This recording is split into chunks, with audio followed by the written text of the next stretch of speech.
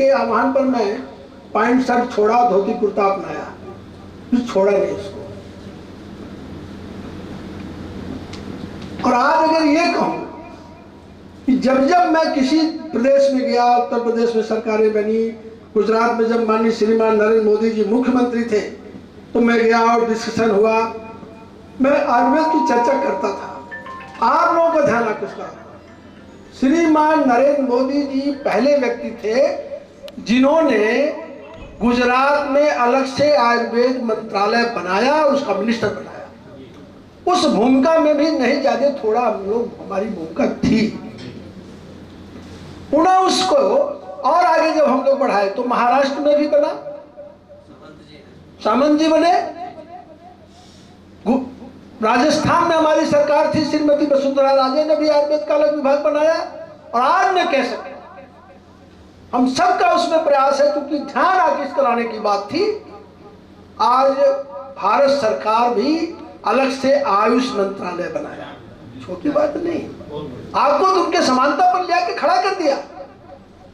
Allopath का अगर अलग कैबिनेट मंत्री है तो आयुर्वेद का भी अलग कैबिनेट मंत्री है। और इसी लोकसभा में मुझे भी वो सौभाग्य प्राप्त हुआ, मैंने उसमें बहस किया कि आयुष विश्वविद्यालय बनने का प्रस्ताव पास हो गया। अब ये आयुर्वेद का उत्थान नहीं है, आयुर्वेद सरकार के प्राथमिकता में नहीं है, लेकिन हमारी प्राथमिकता में है कि नहीं, ये मुझे सोचना पॉजिटिव चिंतन। बड़ी लाइन खींच के हम उनको छोटा कर सकते हैं। मेरी मान्यता है कि आयुर्वेद तो इतना गहरा है कि आयुर्वेद तो जीवन पद्धति है। आज कोरोना में आयुर्वेद का ही तो हम लोग कर रहे हैं, वो कर रहे हैं। आज क्रिश्चियन देशों में 100 जलाई जा रही, ईरान में 100 जलाई गई, ये हमारी रिसर्च थी। लेकिन हम ही इसको प्रमाणित नहीं किए, क्योंकि दो पक्ष है, एक है आर्थिक पक्ष और एक है यश और कीर्ति वाला पक्ष। तो एक काल ऐसा आया कि बिना पैसे कोई काम होगा नहीं। तो अर्थ के प्रधानता के कारण एलोपैथ को, चूंकि उसका विकास पहले हुआ, हमसे पहले नहीं हुआ, केवल उसमें जैसा अभी बता रहे थे सीपी सिंह, में उस बारे में नहीं जाना चाहता। उन्होंने औषधियों का निर्माण, उनका सारा प्रचार तो औषधियों कंपनियों ने किया।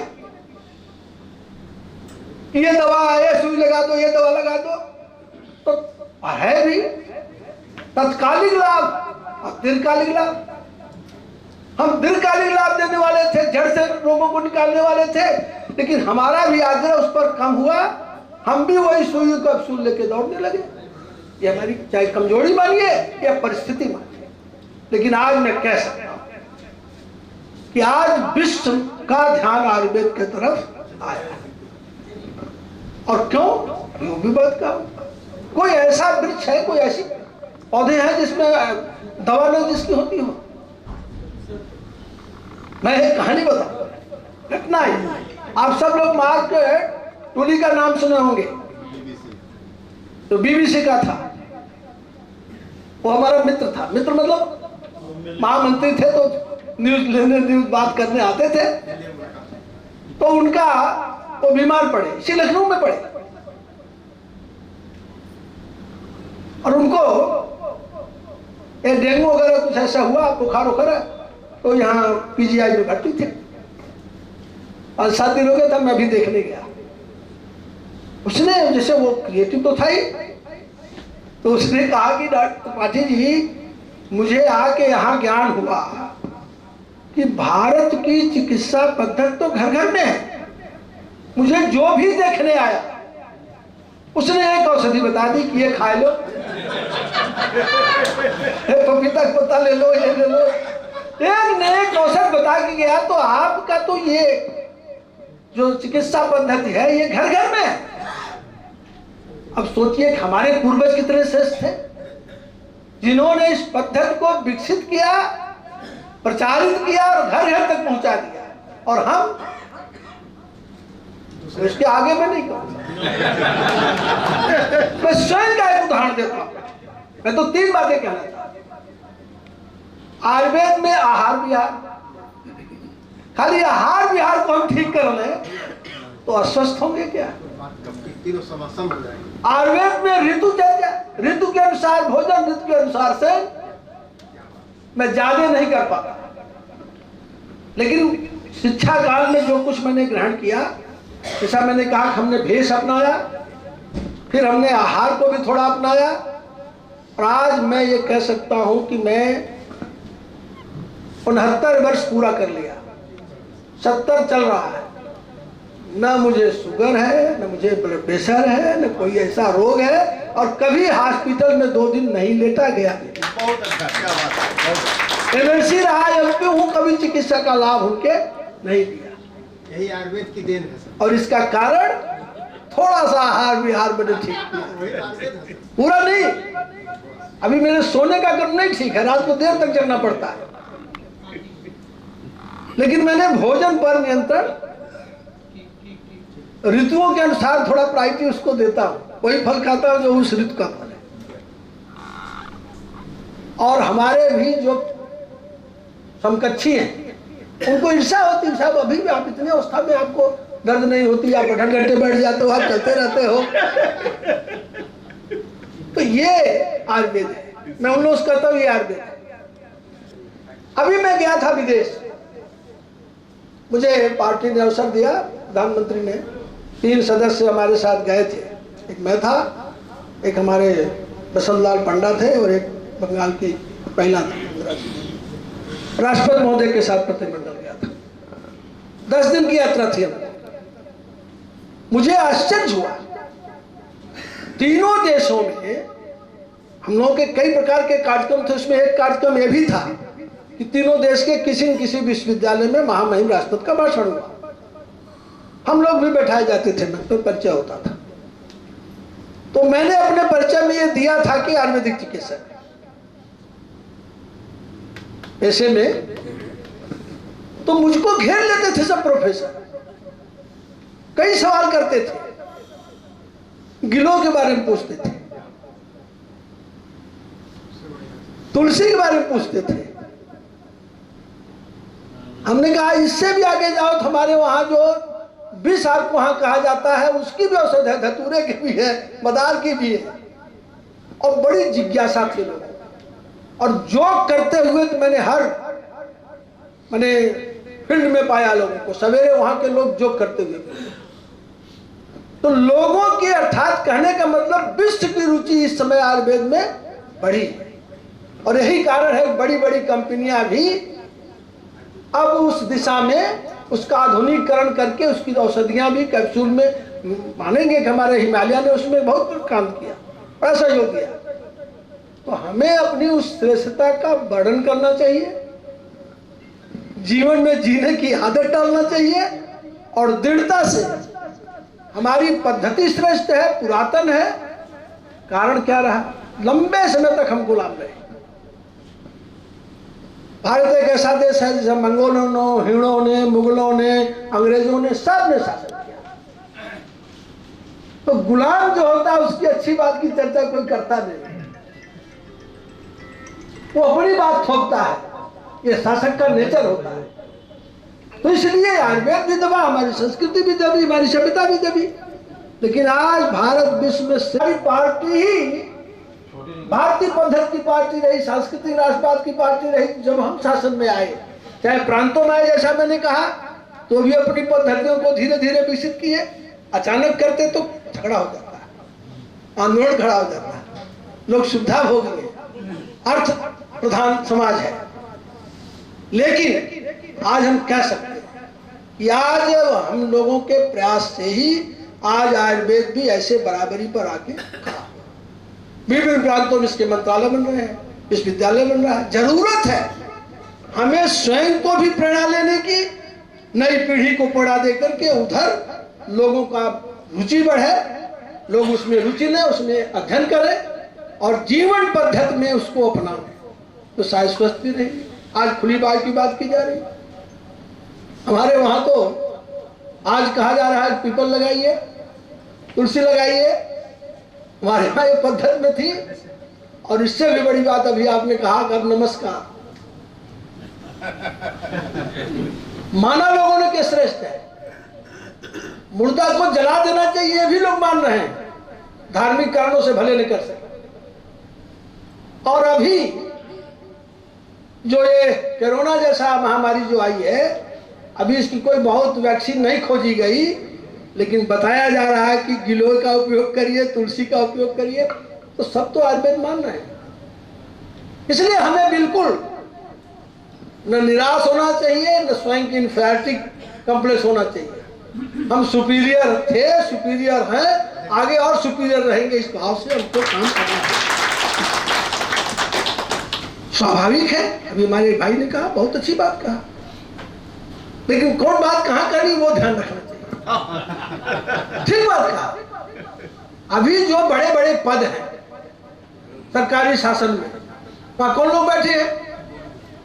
पाश्चात्य चिकित्सा के लोग बैठे हैं, क्रिश्चियनिटी को से प्रभावित लोग बैठे हैं। तो वो स्वाभाविक है, जहां बैठे हैं तो अपने को श्रेष्ठ सिद्ध करेंगे। हमें उनसे लड़ना है तो हमें बड़ी लाइन खींच के श्रेष्ठ काम करके उनसे श्रेष्ठ स्वयं को सिद्ध करना होगा, बल्कि हीन भावना से ग्रसित होके हम छोटे हैं, हम उपेक्षित हैं, ये नहीं। हम उपेक्षित थे, अब हम फिर आगे बढ़ रहे हैं, और आप छोटे हो, हम बड़े हैं। हम तो सरमान हैं, हमने छिपा के नहीं रखा। मैं तीसरी बात बता रहा हूं, संजोग है कि मैं हमारे लोकसभा में ज्ञान और प्रौद्योगिकी, साइंस एंड टेक्नोलॉजी, वन और पर्यावरण, तो संजोग से वन और पर्यावरण जो है वो हमारे पद्धति से मिलता है। तो उसके जब बैठक हुई, पहली बैठक में ही हमने एक सवाल कर दिया। अब जो बन के आए थे अधिकारी लोग, वो बताने लगे कि वनों को लगाने के लिए इतना पेड़ लगवाया गया, 22 करोड़ कितना पेड़ लगा, और ये हुआ, ये सब बताने लगे, प्रेजेंटेशन दिए उसका, सुनते रहे हम लोग। तो मैंने एक सवाल किया उससे, हमने कहा ये तो आपने ये बताया जितना आपने लगवाया, लेकिन आपसे मेरा सवाल है, हमारे यहाँ वो 62,000 में 62,000 औषधि पौधों का वर्णन आता है। आपके वनों में कितने औषधि पौधे विलुप्त हुए और कितने औषधि पौधों को आपने लगवाया, ये जवाब निरुत्तर हो गए। और सब ने कहा बड़ा अच्छा सवाल आपने किया। हम कह रहे हैं भड़ भाड़ का भी हमारे पास ऐसी चीजें जो गुम है, ये सब खत्म हो रहे हैं, आपने कभी इस पर ध्यान दिया? क्यों खत्म हो रहे हैं? कारण इसका पर्यावरण होगा, कारण इसका कुछ और होगा, और ये पौधे खत्म हो जाएंगे, कितनी औषधियां नष्ट हो रही हैं आपको पता है। तो सारा विषय बदल गया, सारा पैसा खर्च हुआ था पेड़ लगाने में, पता नहीं कौन कौन सा पेड़ लगवा डाले। और अंत में जो हमारी अध्यक्षता कर रहे थे जयराम रमेश हैं, कांग्रेस के राज्यसभा के सदस्य, राज्यसभा लोकसभा मिली हुई कमेटी है, उन्होंने व्यवस्था दिया कि अगली बैठक में आप इसका डिटेल लाइए, कितने औषधि पौधे नष्ट हुए और कितना आपने अभियान चलाया। तो विषय बदल गया। उसका कारण कि आपका एक भाई आयुर्वेदिक पद्धति वाला वहां बैठा था, और अभी एक बैठक हुई तो पूरा दे नहीं पाए। इसी तरह से हमारे शिवम जो आज इसरो के डायरेक्टर, क्योंकि मैं उस कमेटी में भी हूँ, उनकी रिप्रेजेंटेशन हुई, तो सब विषय बताए गए, ये चंद्रयान वो इतना जितना करना था, हमने कहा सब आपने किया। ये सब हमारे देश का मान सम्मान और शक्ति बढ़ाने वाला है। रिसर्च हमारा इसरो क्या कर रहा है, विषय बदल गया। उसका विषय भी मेरा वही था, आयुर्वेदिक चिंतन, कि जो वायु है वो आज हमारी प्रदूषित हो रही है। उन्होंने एडमिट किया, उन्होंने कहा कि इसका एक विंग तो हम बनाए हैं, उस पर बहुत ध्यान नहीं दिए, लेकिन आप लोगों से आग्रह है कि इस पर हमको बजट दिलाइए। हम लोगों ने प्रावधान कराया बजट का। तो मेरा कहना है, ये सब उदाहरण मैंने इसलिए दिया, देश में अब हमारी जो पुरातन पद्धति है, पुरानी जीवन पद्धति है, जो हमारे अध्ययन थे, उधर देश का ही ध्यान नहीं, विश्व का ध्यान किया। लेकिन जरूरत है हम चूंकि उसके हमारा परिचय क्या है, आपका परिचय क्या है, हम कहीं परिचय देंगे तो हमें हमारे परिचय तो नहीं आप छिपा सकते। आप एलोपैथिक का नकल करके एलोपैथिक औषधियों का उपयोग कर सकते हैं, परिचय नहीं रहेगा कि हम आयुर्वेदिक ग्रेजुएट हैं। तो हमें अपने आयुर्वेद के पद्धति को भी आगे बढ़ाना चाहिए। ठीक है, मार्केटिंग भी करना चाहिए, तत्काल रोगी को कैसे रिलीफ हो वो भी करना चाहिए, लेकिन दीर्घकालिक हम ही रिलीफ दे सकते हैं, इसी पद्धति दे सकते हैं, ये भी प्रयास करते रहना चाहिए। और यही हमारे इस सब की बड़ी सार्थकता होगी। एक लाइन में अगर कहें तो खुद ही को कर बुलंद इतना कि खुदा बंदे से खुद पूछे बता तेरी रजा क्या है। हमें बुला के पूछा जाए बताइए इसकी औषधि क्या हो, कैसे रहा, और बताते तो वो लोग भी परहेज बताने लगे कि हमारी औषधि। इसलिए हम सब आज का ये जो दिन है ये हम लोगों के सबके जीवन का स्मरणीय और बहुत ही माने आनंददायक दिन होगा। जिसने भी इसकी कल्पना किया मैं उसको प्रणाम करता हूँ, नमन करता हूँ। छोटी बात नहीं होती। हम लोग राजनीति के क्षेत्र में सोचते थे कैसे कैसे मिला जाए, चर्चा करते थे भाई पुराने लोगों से भेंट नहीं होती, लेकिन हमारे भाई राजकुमार जी ने, ओपी जी ने, सब लोगों ने मिलके, हमारे एके जी श्रीवास्तव, सब लोगों ने मिलके इसको साकार कर दिया। अब इसकी निरंतरता कैसे बनी रहे, इसको एक स्थायित्व देना चाहिए कि इसकी निरंतरता बनी रहे। हर वर्ष हम लोग मिले, जरूरत पड़े गाड़ी महीना कहीं मिल जाए, उसके लिए हम लोग आपस में मिलते रहे तो निश्चित ही उससे जो अनुभव है उससे बड़ी शिक्षा कोई नहीं होती। किताब की शिक्षा, अध्ययन की शिक्षा से भी बड़ी शिक्षा अनुभव की होती है। 40 वर्ष का अनुभव, 35 वर्ष का अनुभव, आज तो हम लोगों ने परिचयात्मक बातें की। जब आगे बढ़ेंगे तो अनुभव हमारा क्या आया किस क्षेत्र में, किस रोग पर, तब हम अनुभव की बात करेंगे तो उस अनुभव में से सबका ज्ञान वर्धन होगा और उसमें से फिर हमारा आत्मविश्वास बढ़ेगा। और जब आत्मविश्वास बढ़ेगा तो जिस टेबल पर बैठे तो वहां दृढ़ता से कहेंगे नहीं इसकी भी औषधि हमारे पास है, हमारे एक भाई ने ऐसे करके इसको सिद्ध किया, ठीक किया। बहुत अनुभव आए होंगे आपके जीवन।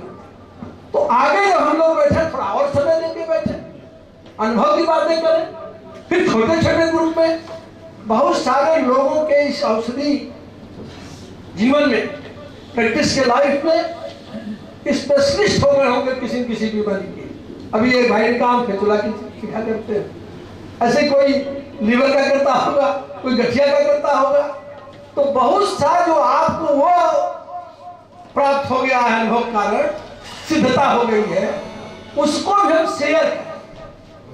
तो आगे हम लोग जब बैठे इन चीजों पर खड़े तो निश्चित उसमें से हम सबका सर भी ऊंचा होगा, आत्मविश्वास भी बढ़ेगा। और जो मैंने एक शब्द कहा, अर्थ एक विषय है, जीवन चलाने के लिए, स्वयं को स्थापित रखने के लिए उसकी जरूरत रही है, रहेगी है। लेकिन जस के आज चरण ने लिख दिया, सुश्रुत ने लिख दिया, या किसी चिकित्सक ने जो कर दिया तो जस तो उसी को गाया जाता है ना। तो जो आपने कुछ पढ़ा, प्रैक्टिस किया, अनुभव किया, और जब एक दूसरे से ज्ञान में वर्धन होगा तो आप एग्जाम्पल बनेंगे, तो उसमें से हमारा यश भी बढ़ेगा और कीर्ति भी फैलेगी। इस ध्येय को लेके हम सब आगे बढ़े, काम करें, ये हमारी आपसे अभिलाषा भी है और ऐसा मेरा विश्वास भी है। क्योंकि मेरा आत्मविश्वास आज ये बढ़ा कि एक किया जा सकता।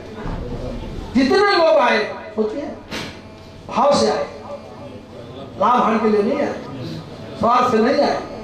सबने अपनी प्रैक्टिस जिनकी बंद किया होगा, आने जाने किराया भरा खर्च किया होगा, और मन में यहाँ से जब हम उत्साहित होकर जा रहे हैं, मैं ऐसा महसूस कर रहा हूँ, प्रेरणा लेके जा रहे हैं। आगे जब निरंतरता आएगी तो आप देखेंगे इसमें से बहुत चीजें लोगों के लिए अनुकरणीय बनेंगी, लोगों को संदेश देने के लिए बनेंगी, और हम लोग उसको जब वो सुनेंगे, जानेंगे, तो उचित मंच जो है, संसद है, बाकी जगह उसको उठाएंगे और लोगों के बीच उसका यश भी जाएगा, कीर्ति भी जाएगी। तो ये थे लेके हम लोग कहाँ हैं। और फिर से मैं लंबी बात न करके इतना कहूँगा कि आप सब ने जो आज समय दिया इसका कोई सही नतीजा नहीं, और इसमें से हम इसका सार्थक और इसका सार्थकता सिद्ध करें, आगे इसको करते रहें। जो नहीं आए उनको पश्चाताप हो, हम भी जा नहीं पाए तो आगे भीड़ अपने आप और बढ़ेगी। हम चर्चा करना, साथ से चर्चा ही करें। तो ये करते हुए हम लोग इस जो ये आज बड़े नींव रखी गई है, नींव हम कह रहे इसलिए कि बहुत अच्छा बात है, इसको और आगे बढ़ा, आगे फिर कहीं हम लोग मिलने का तय करें, फिर कहीं मिलने का तय करें। और जहाँ तक मेरी बात है, मैंने कहा कि मैं जीवन में इस पद्धति को जीता भी हूँ और लोगों को प्रेरित भी करता हूँ। बाकी जब राजनीतिक विषय आते हैं तो उसमें भी बोलता करता हूँ। तो आप सब हमारे संपर्क में रहें, संबंध में रहें। मैं आपका हूँ, आपका रहूँ, आपके गोदी में बैठूँ। ये अनुभूति हम लोग बातचीत करते रहेंगे, उससे होती रहेगी। तो मेरा नंबर आप लोग नोट करें।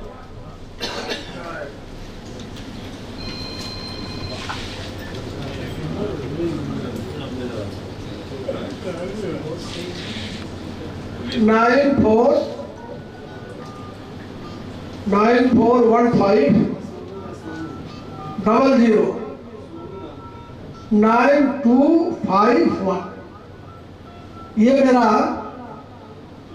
मोबाइल नंबर हुआ। और मेरा है एक नंबर, लेकिन वो दूसरा 38 अशोक रोड मेरा दिल्ली में निवास है। अशोक रोड पर 38 नंबर कोठी। तो वो आपका निवास है, आपका घर है। कभी आप दिल्ली आवे तो जरूर हमारे साथ 5 मिनट चाय पिए, बैठे, अपना घर समझे। और हम लोगों की ये जो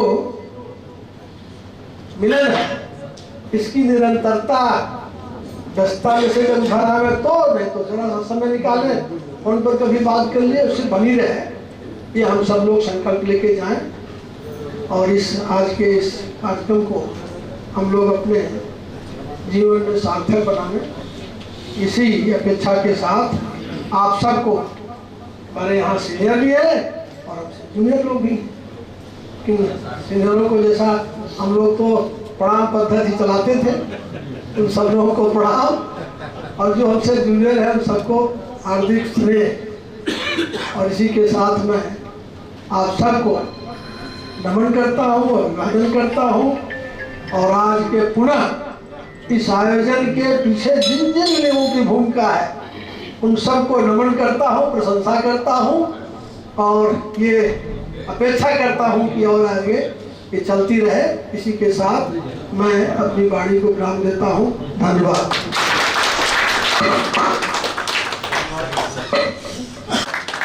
और बिग क्लैप हैंड करें, जब तेजी से तालियां बजाइए आप लोग। बहुत अच्छी बातें हमारे। और कार्यक्रम की अगली कड़ी में मैं कॉलेज के में प्राचार्य का पद का दायित्व निर्वहन कर रहा हूं। मैं आप सभी लोगों से आपके पुराने आयुर्वेद महाविद्यालय के संबंध में चंद शब्द में रखना चाहूँगा। जो आप 35 साल के बाद हम लोग एक दूसरे से आमने सामने खाते हुए, हमारे साथ और आपके साथ पूर्व की खट्टी मीठी यादें साथ हैं। बीते हुए काल को हम वापस को नहीं ला सकते हैं, लेकिन उनके सुखद अनुभव को अपने सीने से मैं अपने आप को रोक नहीं पाया। बिहार सरकार ने 31 मार्च तक सभी छुट्टियां कैंसिल कर दी, लेकिन मैं दृढ़ प्रतिज्ञ था कि मैं इस प्रोग्राम में आऊंगा ही और मैं आपके सामने भागलपुर आयुर्वेदिक आप कि आज आप समाज में सम्मान पूर्वक सर ऊंचा करके जी रहे। और आज मुझे गर्व के साथ ये कहना पड़ रहा है कि बाबा मनस्वामी का आशीर्वाद आप सभी लोगों के साथ रहा क्योंकि आज जो भी बच्चे, जो भी डॉक्टर अपने परिचय दिया तो उसको ये महसूस हुआ कि आशीर्वाद को महाविद्यालय और बाबा में काम किया।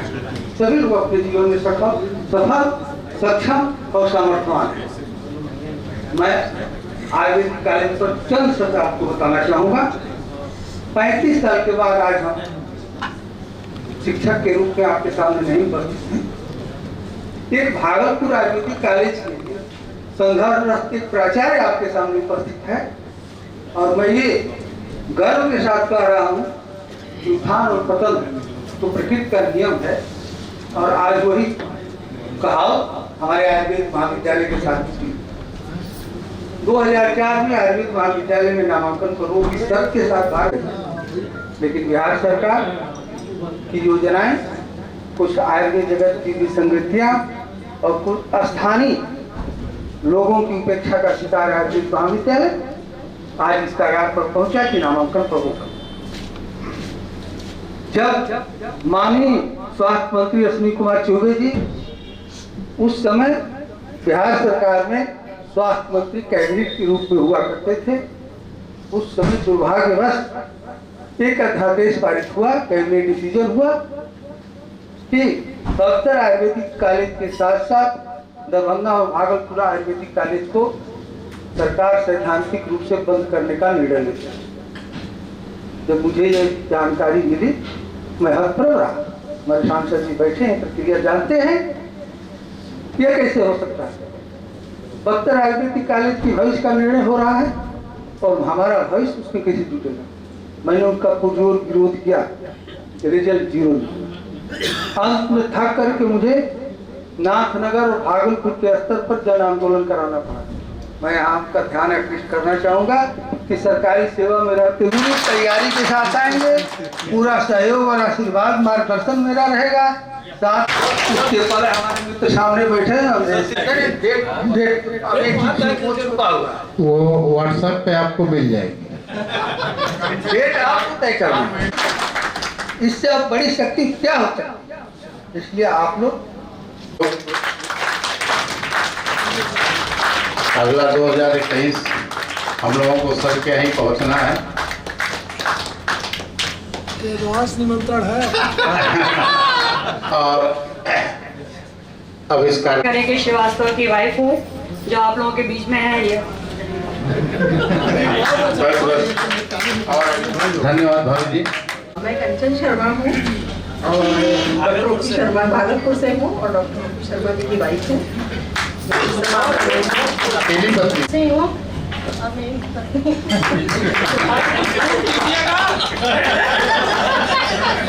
हम शादी कर अनीता वर्मा हूँ, डॉक्टर शिव शंकर वर्मा की वाइफ।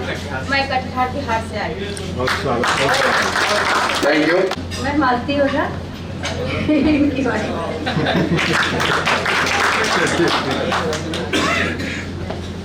जरूरी काम था, घर जाने के बाद बड़ा उपद्रव होता है। मैं doctor Ranjana Mishra, Jain Mishra. Thank you. मैं doctor Poonam Rai, wife of doctor SK Rai. बहुत बहुत धन्यवाद आप लोगों को, अम्बेडकर धन्यवाद जो आप लोगों ने मुझे यह गौरव प्रदान किया। Thank you. आप अल्लाह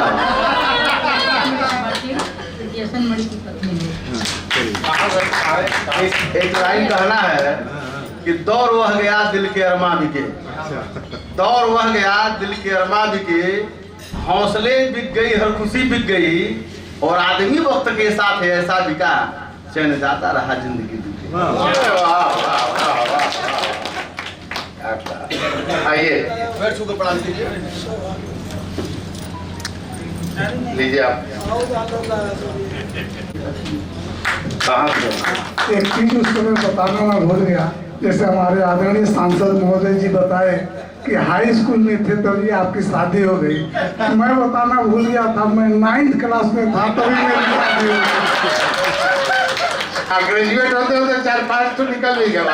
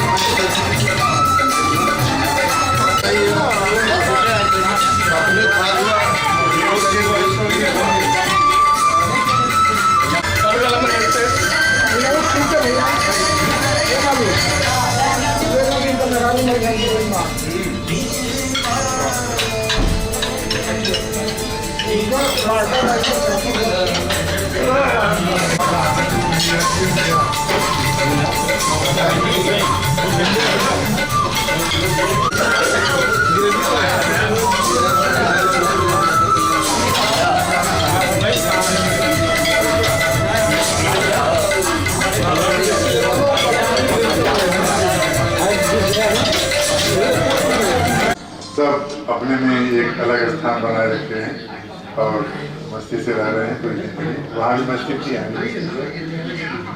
और क्या होता है एजुकेशन में तो हम लोगों का था, वहाँ कॉलेज में होता था तो एक आनंद आता था। बिहार के 2-3 लड़के थे, एक थे वो जो गाना गाता था हरिराम सिंह और एक लड़का वहाँ तो ट्रेन में ही छूट गया। अब ट्रेन में जाने की हिम्मतें नहीं होती है। सही बात है, इसीलिए आज जो गाड़ी से ही आए, ट्रेन में चढ़ने से अब डर लगने लगा। क्या बात है। इसलिए डर लगने लगा। मुझे पहले दिन का अनुभव थोड़ा सा शेयर करना चाहूँगा। पहली बार हम वहाँ जब एडमिशन के लिए गए, आप लोगों के साथ साथ डॉक्टर गुलाब चंद शाह जी मेरे मित्र भी रहे और वहाँ मेरे सीनियर भी रहे। लेकिन पहली बार इन्हीं के एड्रेस पर मैं गया और आप लोग आश्चर्य करेंगे कि उस समय मेरे पास केवल एक पैंट और एक शर्ट था। देवरिया स्टैंड जाती थी, वह कोयला वाला इंजन था। अब मुझे टेस्ट देना था। मैं पैंट शर्ट पहन करके एक बैग में तौलिया लेके चला गया। भागलपुर स्टेशन पर पहुंचने के बाद पूरा कपड़ा काला। हॉस्टल में गए तो ये देखे कहे और कपड़ा नहीं लाए हो, कुछ कहे तो नहीं। घर से लेके सब कुछ डेली पहनने का, बारात में जाने का है जो, वही एक सेट कपड़ा था। फिर साबुन दिए, मैं कपड़ा धोया, इनका पैंट शर्ट पहन करके मैं जा करके टेस्ट दिया। तब से ट्रेन में बहुत डर लगने लगा, लेकिन मजबूरी थी, जाना तो पड़ता था। लौटने के बाद इतनी हिम्मत नहीं हुई कि जाके मैं अपनी डिग्री लाऊं। आज भी मेरा डिग्री कॉलेज में पड़ा हुआ है और कॉलेज को ही समर्पित है। और मेरे प्रिय मित्र डॉक्टर जितेंद्र मिश्रा जी एक साथ जा रहे थे और रिजर्वेशन तो नहीं था, लेकिन हम लोग स्लीपर में थे और अपर बेड पर ये सो गए, नीचे मैं सोया था। मेरी एक चमड़े की अटैची थी, एक कई तरफ लाग था, एक तरफ केवल लगाए थे कुंडली। ये सर के नीचे लेकर के सो गए और मैं नीचे सोया था। सवेरे जब हम लोग उठे तो डॉक्टर जितेंद्र मिश्रा जी कह रहे हैं कि मेरा जूता कहाँ है। किसी ने उनका जूता गायब कर दिया। डॉक्टर जितेंद्र मिश्रा जी कहाँ है आपका अनुभव से गायब कर दिया। तो मैं कैसे उतारा तो अरे भाई आपका जूता गायब है, मेरे अटैचिंग तो कुछ ही नहीं है। पूरा जितना कपड़ा था सब गायब। भागलपुर पहुंचे, वहां गए, स्नान किए, स्नान करके आए। फिर अपने मित्र डॉक्टर गुलाब जी से हम कहे कि आज आप ही का पैंट शर्ट पहन करके मैं कॉलेज जाऊंगा। उस दिन कहे कोई बात नहीं, पहन के जाओ। उस दिन भी कॉलेज पहन के गए, दूसरे दिन भी पहने, तीसरे दिन कर रहे तो रोज रोज मेरा ही कपड़ा पहनेगा क्या? तो हम कहे कि जरा हमारा अटैचिया खोलिएगा, कुछ है क्या? जब ये खोले अटैची तो तुम्हारा कपड़ा हम रास्ते में चोरी हो गया। कहे सर पे हाथ रख के बैठ गए। कहे 3 दिन हो गया तुम्हें आए हुए, तुम्हारा सारा कपड़ा चोरी है, हम तुम्हारे साथ हैं, रूम पार्टनर हैं, सीनियर हैं, हमको बताए नहीं। हमसे ये दुखित हो गए, चोरी मेरा कपड़ा हुआ था, आप लोग अंदाज लगा लें। ये बुरी तरह से दुखित हो गए और महीने भर मेरी हिम्मत नहीं पड़ी कि पिताजी से कहें कि मेरा कपड़ा चोरी हुआ है। पूरे महीने भर इन्हीं का कपड़ा पहने। तब जो है एक पत्र लिखे तो पिताजी जो है 2 पैंट और 3 शर्ट पार्सल भेजे। ये हालत थी। कुछ और अनुभव शेयर करते हैं। मैं भी उस समय थोड़ा सा वॉलीबॉल वगैरह खेलता था। जो लोग वॉलीबॉल के प्लेयर होंगे जानते थे। जानते होंगे, यदि कोई बैठे होंगे तो। शाम को मैं वॉलीबॉल खेलने चला जाता था और खेल करके आते थे थक करके, कभी जूता निकाले कभी नहीं निकाले, बिस्तर पे पड़ जाते थे। ये अपना पढ़ाई लिखाई करके खाना बना के निकाल करके तब कहेंगे उठो खा लो, उठ के खा लेते थे और खा के फिर पढ़ जाते थे। प्रीवियस का था, प्री का था, 3 साल सेशन लेट था, पढ़ने को कुछ बचा था ही नहीं। कितना कोई पढ़ेगा, 3 साल हो गए एक ही क्लास में, एग्जाम ही नहीं हो रहा था, सो जाते थे और सोए रहते थे ही। लास्ट में कहेंगे अरे उठो मच्छरदानी लगा लो, मच्छर काट रहे हैं, हमें काटने दीजिए। तो मैं सो जाता था। आप लोग विश्वास करेंगे, जब मैं सो जाता था तब ये जब सोने जाते थे तो अपनी मच्छरदानी तो लगाते थे, मेरी भी मच्छरदानी रोज लगाते थे, इसको भूल नहीं सकता। पुनः सवेरे ही तो अपना उठ जाते थे, पूजा पाठ करना नहाना इनका उस समय से ही धर्म था। अब मुझे पूजा करने नहीं आता था। सवेरे उठे कहेंगे कि अरे उठो नहा लो, तो हम कहेंगे कि ये आफत जो लगाए हैं आप ही लगाए हैं, इसको हटाएगा कौन। अब सोच लें, उस मच्छरदानी को भी उठाते थे, लगाते ही नहीं थे, मच्छरदानी भी उतारते थे। हाँ, उसके बाद से कह नहीं अब तुमको रोज जगाएंगे, मेरे साथ तुम भी मनोकामना मंदिर चलो। जाते थे हम लोग, बैठे हैं यहीं पे सामने, हाँ, इनके साथ जाने लगे। आप लोग वहाँ की भीड़ देखे होंगे। हम ये जाएंगे तो पता नहीं ओम नमः शिवाय क्या क्या, इनसे पूछेंगे क्या कहते हैं, बताते ही नहीं थे क्या क्या कहते हैं, हमको कभी आता ही नहीं था। कोई इधर से धक्का, कोई इधर से धक्का, हम इतने धक्कों में पूजा क्या करते हैं, घरे को कर देते। यह सत्य अनुभव है, सही की बात है। और नतीजा ये हुआ, फाइनल ईयर में जब चले आए उसके बाद समझिए कि मैं महीने में 15 दिन खाना खा पाता था, 15 दिन बिना खाए रह जाता था। आदत थी इनकी बना के खिलाने की। मार्केट में हम लोग जाते थे, रुमाल हम बिछाते थे, सब्जी ये खरीदते थे, बांध के मैं लेके आ जाता था। मुझे नहीं पता होता था कि आलू क्या रेट है, आटा क्या रेट है। यह सत्यता है, ये बैठे हुए हैं। इसके साथ अभी जब हम लोग हॉस्टल में रहते थे तो मुझे कभी ये नहीं पता चला कि हमारे और उनके बीच खर्च क्या है। बहुत पुअर फैमिली से मैं बिलोंग करता था। मनी ऑर्डर जो भी मेरा आता था मैं केवल साइन करता था, पैसा कभी मैं जेब में नहीं रखता था। और क्या खर्च करते थे ये जाने। और हम लोगों के लगाव को देखते हुए इनके कुछ सहपाठी इनसे कंप्लेन किए, तुम लोगों में चलता कैसे है, हिसाब कैसे करते हो। ये कहे हम लोग में हिसाब कभी होता नहीं है, कोई हिसाब बाकी रहता भी नहीं है। कभी जिंदगी में एक साथ रहे हम लोग, कभी हिसाब नहीं किए, कभी हिसाब नहीं किए कि मेरा क्या आया क्या खर्च हुआ। मेरी जितनी आवश्यकताएं होती थी पूरा करते थे। आज सामने बैठे हुए हैं। एक बार की और एक दिलचस्प कहानी सुनाऊं। एक बार क्लास में से कुछ घंटी कोई खाली थी, हमारे 2-3 मिनट कहाँ जाते थे, दोनों साथ जाते थे, सिनेमा देना हो, चाय पीना हो, पैसा ये करते थे। उस दिन लौट के आए, कहे आज बड़ी बेइज्जती लगी है, 10-20 रुपया मुझे भी दे दे कि जेबुआ में रखे रहे, कैसी बेइज्जती न हो आप न रहे। तो याद होगा ये बैठे हुए हैं। इस तरह की कुछ यादें बहुत थी और वह सब यादें यहाँ आने के बाद पुनः याद आ गई हैं। ऐसे ही शायद आप लोगों की भी आप लोगों को भी कुछ न कुछ चीजें याद आती होंगी। रियली इनके आने के बाद मैं 1 साल तो रहा, लेकिन कभी दोनों टाइम खाना नहीं खाया। कभी किसी दिन दूध मंगा लेते थे, बहुत हिम्मत करते थे, दूध गर्म करके रख दिए और रोटी 2 ठो पका के डाल दिए, रोटी दूध खा लिए, या एक आध दिन होटल में खा लिया, एक आध दिन वैसे ही सो गए। ये हालत है, पूरे रूप से डिपेंड हो गए थे। कितने मनो ऐसे इनोसेंट होते हैं कि किसी प्रकार की कोई भाव नहीं रह जाती है। उसी से संबंधित मणि जी क्षमा करिएगा, गा नहीं पाऊंगा प्लीज। गाते जरूर थे उस समय, अब नहीं गा पाऊंगे। तो एक छोटे बच्चे की कहानी सुना रहा हूँ।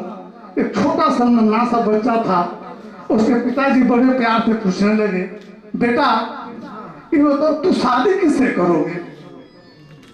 तो कहा पापा मैं शादी तो अपने दादी से करूंगा। अरे कह रही क्या कर रहे हो? कहा हाँ पापा मैं अपनी शादी अपनी दादी से करूंगा। वो कह अरे जानते नहीं हो तुम्हारी दादी मेरी माँ है, अब तुम मेरे माँ से शादी करोगे? तू कहा आप क्यों मेरे माँ से शादी किए हैं? बेचारे चुप सीधे निकलते हो गए। क्या भाव होता है बच्चों में। ऐसे ही एक दिन एक महानुभाव एक परिवार में चले गए।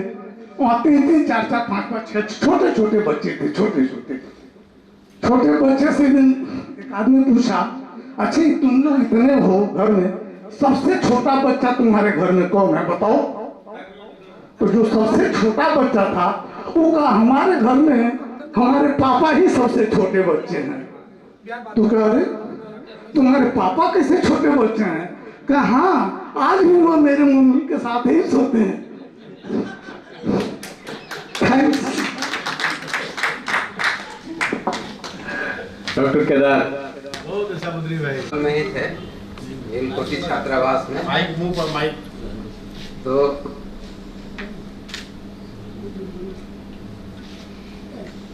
हम और मेरे पार्टनर मुकी सिंह दोनों आदमी हम लोग साथ में रहते थे।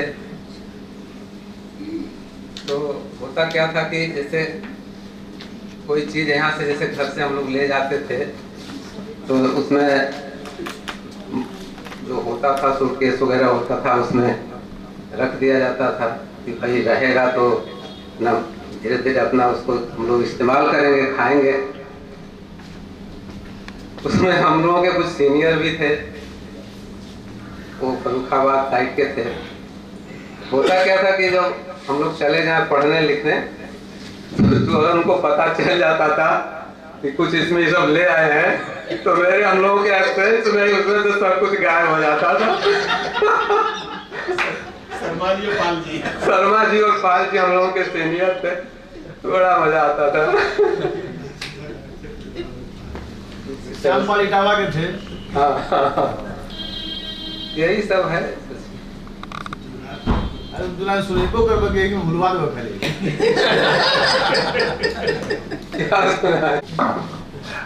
आप भी गया से आपने ग्रेजुएशन किया 92-93 बैच में पास किया था बेटी हुई थी, उस समय ये स्टूडेंट थी।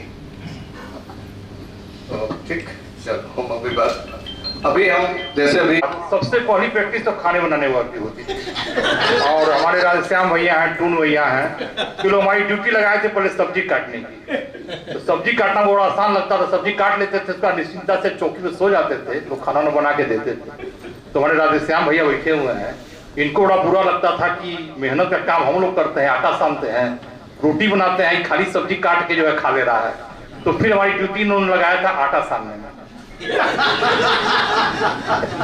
और परोसने में बड़े माहिर थे हमारे नेताजी, बड़े तरीके से परोसते थे। जब मीट वगैरह सब्जी परोसनी होती थी तो थोड़ा थोड़ा सारे प्लेटों में, ऐसा ना हो किसी प्लेट पे ज्यादा हो जाए किसी प्लेट पे कम हो जाए। सारी वैदिकी जो है वो खाना परोसने में लगा देते थे, सब्जी परोसते थे। 15 मिनट में ये सब्जी परोसते थे, बाकी रोटियां हम लोग बाद में ले लेते थे। एक वाकया और याद है।